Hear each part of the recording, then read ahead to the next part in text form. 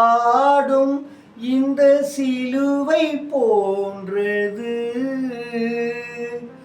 அடுத்தாப்புல பாருங்க, சாப்பாட்டுக்கே வழி இல்லாமல் கஷ்டப்பட்டு இருப்பாங்க, வேலை கிடைக்கல 2 பேருக்குமே.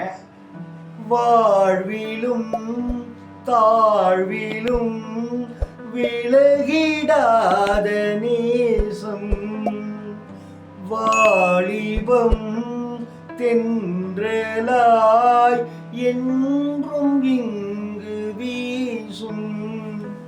அடுத்தாப்புல ஏன் மயக்கம், ஏன் தயக்கம், கண்ணாவா